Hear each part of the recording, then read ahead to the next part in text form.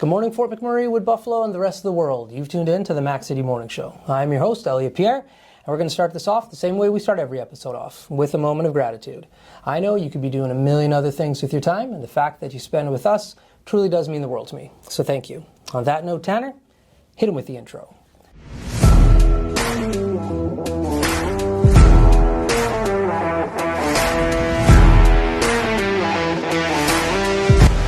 And we are back. As you can tell, we are not on the set of the Mac City Morning Show. We are at McMurray Regional Law Office. As you also know, I do not introduce my guests because they can do a better job of that than myself. So can you please tell everybody at home who you are and what you're about? I am Teena Reid. I am Manager Legal Assistant here at McMurray Regional Law Office. Okay. And so what does that mean? What does your role entail? Well, instead of a jack of all trades, I'm a Jill of all trades. So okay. I basically help with everything. The only area of law that I haven't been an assistant is family law. Okay. Anything that goes around with computers, if I can't do it, we do have IT, but right. kind of, I have a toolbox. Yeah. anything right. that needs to be done. Yeah. Okay. And so how long have you been here for?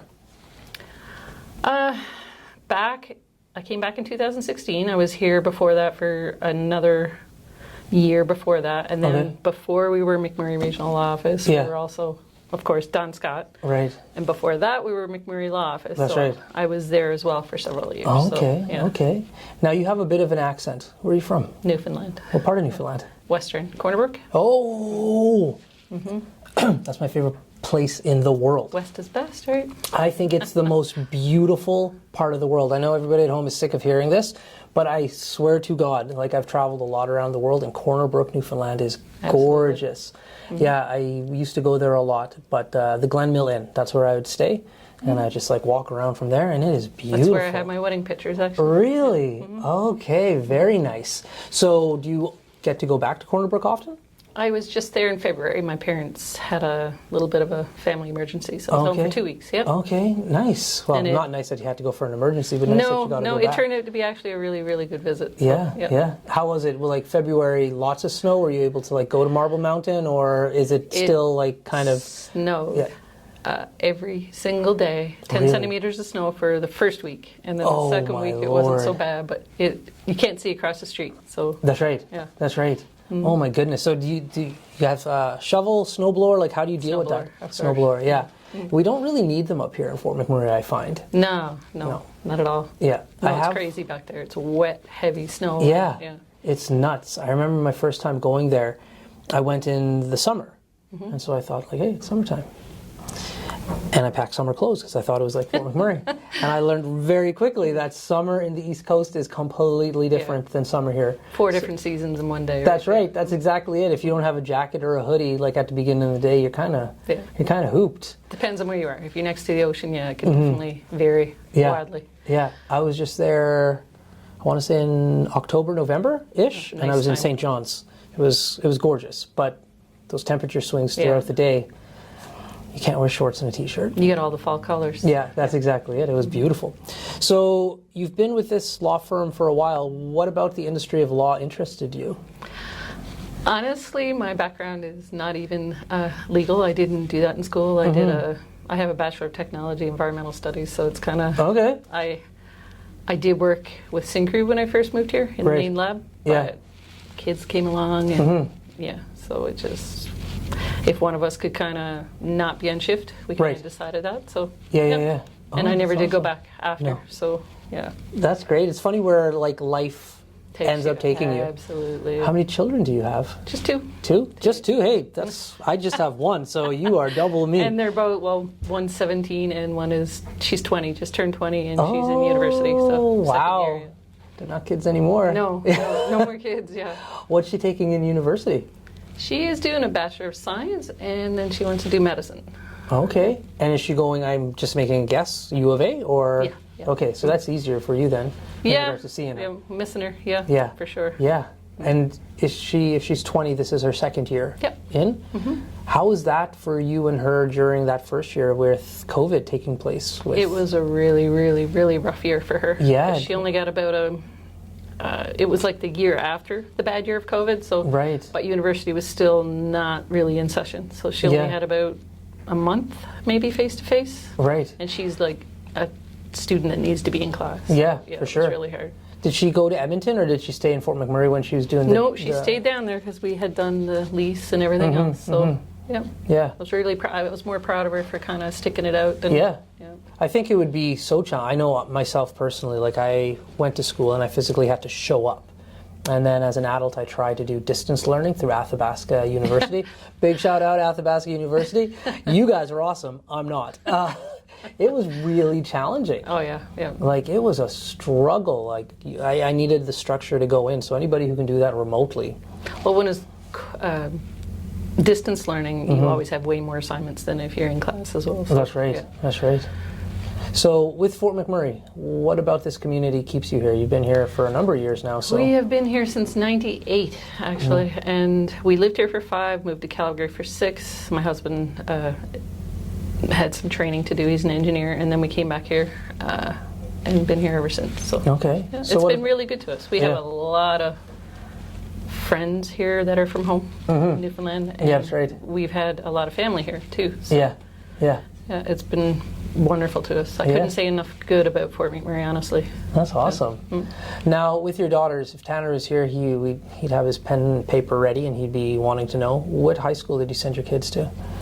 She went to Merck. Okay, good. That's 1 point for me. Yeah. But my son ended up at McTavish. Oh, because it was just the curriculum's a little different between Catholic and public. So 100%. Yeah, it worked way better for him. Yeah, independent. That's the one thing about schools here in Fort McMurray where a lot of people who don't live here don't understand is some of those schools are very specialized in regards to like what you're doing. May it be like a sports academy or like a robotics or acting rap which program. is what he did at McTavish. Actually. Oh, he did? So, yep. Oh, fantastic. He's actually working as sync crew now. Nice. And so what trade did he decide to go into? He is doing HET, so heavy equipment. Okay. Yeah, like I grew up here. All of my friends, I'm the only one who did not go into the rap program. I knew from a young age, you know what, I don't think I'm a tradesperson. I did spend a summer out at site though, and it was interesting. I think everybody, if you're in Fort McMurray, if you have an opportunity, going out there once or twice is not a bad idea, but it's not for everybody. The opportunities for our kids here are just enormous. Yeah. And I mean, like my daughter, she just can't see herself out there, but she's a science kid, and not that you couldn't do anything science out there. Yeah.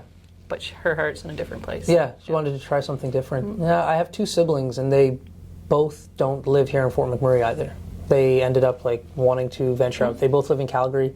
My sister's contemplating moving somewhere in Alberta right now, but Fort McMurray is home to them, and they did end up working for oil and gas as well, and that transferred them to Calgary. And the opportunities here, crazy. I mean, Newfoundland is beautiful, but we've been up here now just as long as what we lived in Newfoundland. So and our kids grew up here. So that's right. So this is home for them. For sure. Yeah, you're going to try to retire, and I'm going to go back home. Then you'll have grandkids, and you'll have to fly back. No Newfoundland retiring.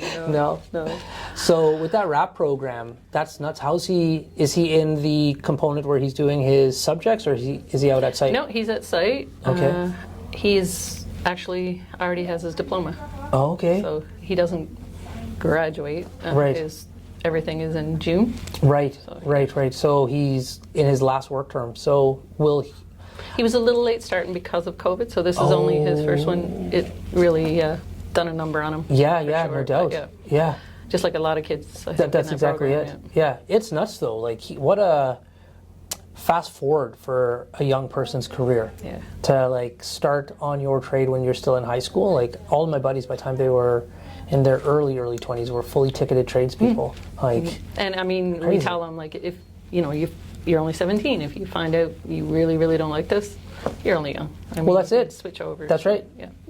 I have 2 friends in particular who went out and worked, and they got their trade, and they worked until they were around 25, 26, and then they decided, like, you know what, I want to go actually to university, and so they went back and they got business degrees, and they said, okay, well, I want to come back to Fort McMurray and work in still oil and gas. They just didn't want to do the trade, so they got into management. Yeah. So when you're that young off the hop, you're good to go. Absolutely, yeah. And then it's education and a trade that nobody can ever take away from him. So even if he wants to like double back in the future and say like, oh, didn't like it when I was 17, but I'm 30, 40. Exactly. Can't take that away from him. So was that something you and your husband like kind of said, hey, we feel this would be of benefit to you, or he thought, you know what, this is what I want to do? No, absolutely not. I've let them both make their own decisions. Yeah. If they ask kind of, what do you think? Of course. But when it came to, what they want to do for the rest of their life, and again, they could change 2 or 3 times. That's right. But, so, That's right. Yeah, no, just support,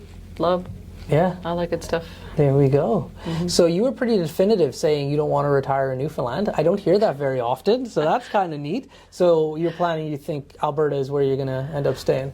My husband's parents, they have like the ideal thing. So they summer in, or sometimes in Newfoundland, it depends on what they're doing, but their winters are always in Arizona. So, it's like the best of both worlds. So they're thinking about getting a condo somewhere down south now in like St. Albert or something like that. But they usually go to Newfoundland for the summer, but their grandkids, now they have great grandkids. That's right. So, Yeah.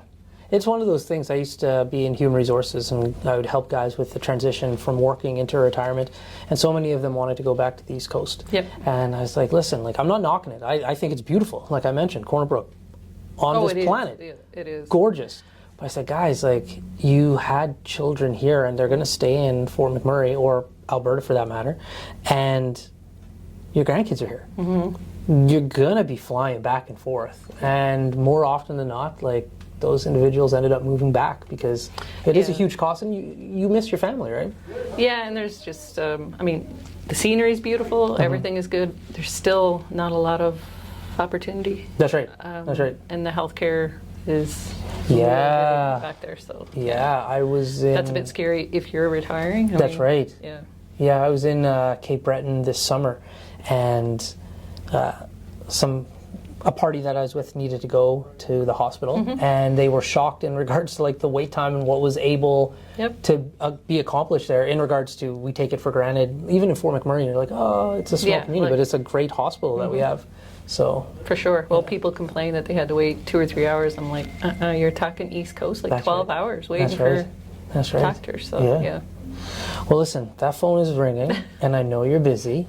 So these are shorter episodes. So I'm going to let you go, but before I cut you loose today, everybody gets a shameless shout-out or plug. So you have the mic, the camera, the lights. Have fun. Oh my goodness. Could be anything. We've had cars, we've had pets, we've had parents. Shout-outs, it's always my kids and my husband. I wouldn't know what to do without them, so love them very much. That's my shout-out. There we go. That's awesome.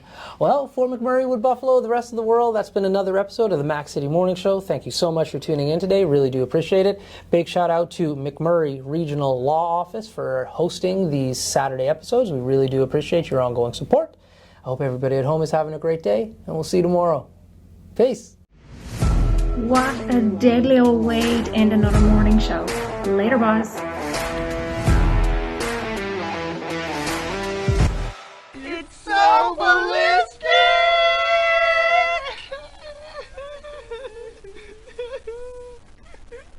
Talk about quenching your ugly thirst.